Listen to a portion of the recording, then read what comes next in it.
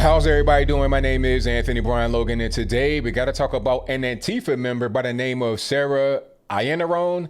I know I probably butchered that last name, but not my fault. We'll move right along. She is currently running for mayor right now in Portland, Oregon. There was a poll released by the Portland Business Alliance that had her leading Ted Wheeler 41 percentage points to 30. So this might be a really weird situation. Now, before I move any further, I just want to say one little thing here. I was told by a certain somebody that Antifa was an idea, that it didn't really exist, that it was a myth, that it was only in Washington, D.C. That's what I was told.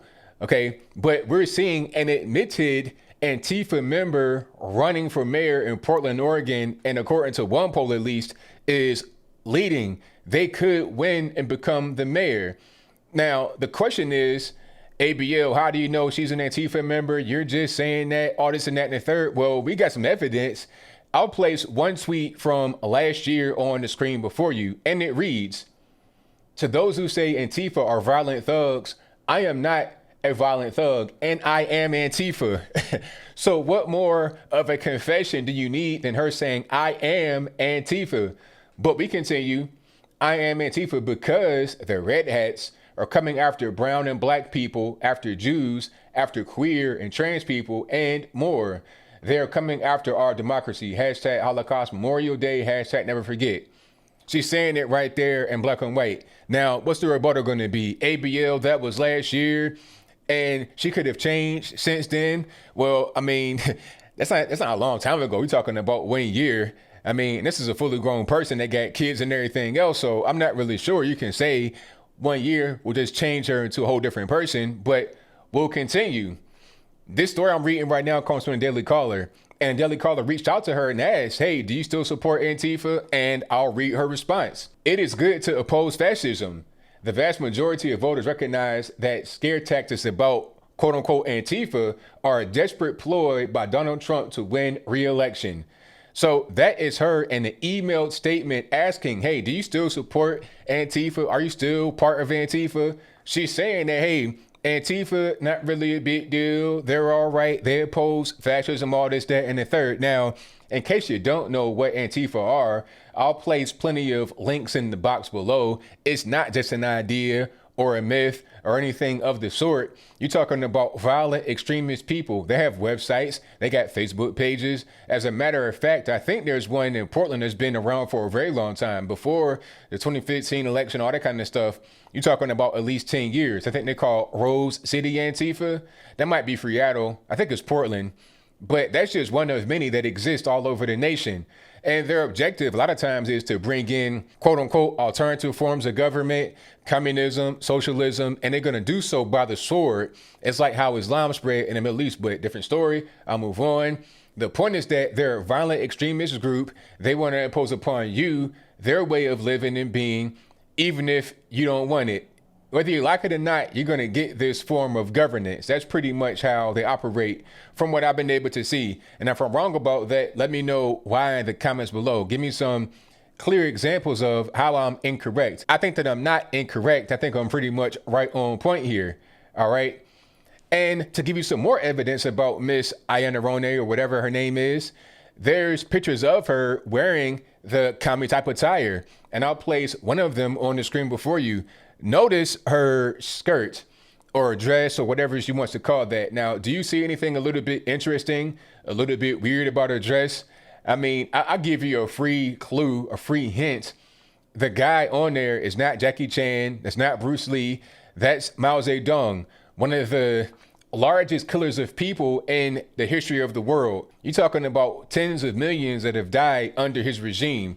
You know, bringing China forward, you know, the Great Leap Forward, that was Mao Zedong. Millions died. Now, some say, hey, it was worth it. We got factories and everything else. It was worth it to make poor Chinese farmers, you know, melt steel in their backyards and not eat because they traded the steel for the crops that they had. And everybody died as a result, and that's fine. Not everyone died, but a large amount of people died to push the country forward and to modernize it. Maybe it was worth it, but I don't think so. I think the family of those that passed away probably wouldn't say it was worth it. You're talking about 20, 30 million that have died as a result of Mao Zedong. And there are plenty of other characters on her dress. Check it out and you can, play Where's Waldo and see which, crazy dictator that you can spot on her dress. You probably got Castro and Pol Pot. Like, why would somebody have that kind of person and those kind of people on her dress, on her skirt? It's because she's Antifa. They believe in communism. They believe in socialism. They believe in failed things that don't work. Anywhere in the world, we can go anywhere. Just, blindfolded. And if it's a map of communist countries only, you could just point to one blindfolded and then see how communism and or socialism didn't help it at all.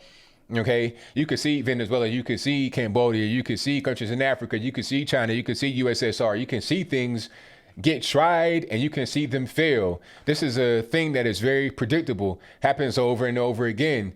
People in America that support Antifa and that support communism, socialism, or whatever, they think they can do it better here. They think their system is more fair than over there and what we have right now.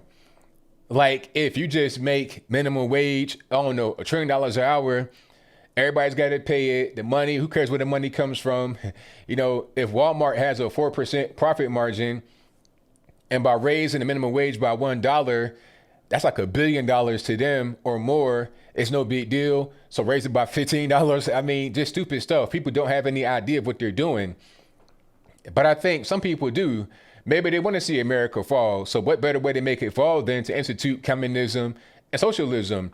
You're having that right at our doorstep, okay? Antifa is not just an idea. It's an actual way of living. It's an ideology. That's like saying Christianity is an idea and there are no Christians. It's ridiculous. You have actual adherence to the religion, to the so-called ideology. Therefore, they are that. People that are into the Bible, they're into church, they believe in Jesus, they believe in God. You're talking about Christians and different forms of Christian, Baptist, Catholic, or whatever. That's what it is. And the same thing if you are Islamic, you pray the Hadith, you make a salat, do all that kind of stuff. You are a Muslim, you are Islamic. That's just part of what it is. It's an ideology, but also a faith that you can be. Same thing with Antifa. That's their religion. A lot of godless people and people that are kind of lost that need a God. I'm not saying if you have no God that you are lost, but a lot of them are lost, looking for that center in their life. And then they find the destructive belief pattern, ideology of Antifa, and then they become that. The lady that's running for mayor and could become the mayor of Portland, Oregon is saying, hey, I am Antifa. So if someone says it's a myth and it's an idea, it doesn't really exist, well, you haven't admitted Antifa members. You got websites, you got Facebook pages, you got Twitter profiles, Instagram profiles. You have Antifa influencers that are getting paid to push out certain things all over the internet. Okay, Instagram, TikTok, Twitter, etc. This is a real thing. It's not some kind of made up fairy tale at all, not in the least bit.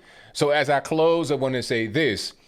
Portland, if you love your city, if you want to see it succeed, please don't vote for the Antifa member.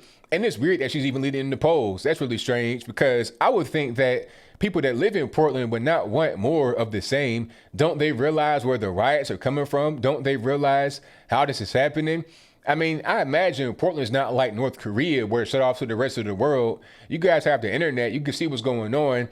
Even if you're not a Trump supporter, you may just be a regular normie. You might be on the left. You might not be political at all. You have to understand what's going on. The riots that are happening all over the nation, especially in Portland, Oregon, are not the result of so-called right-wing agitators. The media will pump it up anytime somebody from the right goes to Portland. They'll say, oh, well, we got to be on guard. We got to be on watch. There's been a lot of progress made. They're going to disrupt the progress.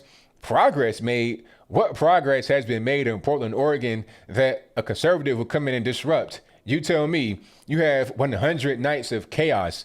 What is a chaos actually produced in Portland, Oregon, or Seattle, Washington, or Los Angeles, San Francisco? What is it actually produced other than more crime, violence, and death? I'm trying to figure it out for myself. I'm asking for a friend as well.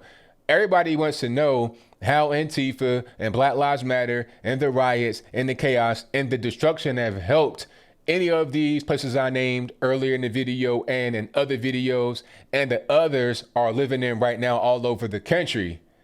But I think I'll leave that right there for now. And what say you? How do you feel about the Antifa lady possibly becoming the mayor of Portland, Oregon? Whatever your thoughts on that are, let me know in the comments below. Do you think that she'll win? How about Ted Wheeler? Is there anybody that can run in Portland and win as a conservative? Is that even a possibility? I mean, do you really want that in Portland? Because like I said, if you have the Antifa lady, you couldn't get no more far left than her, really. If you do, you're going to be pretty much Adolf Hitler.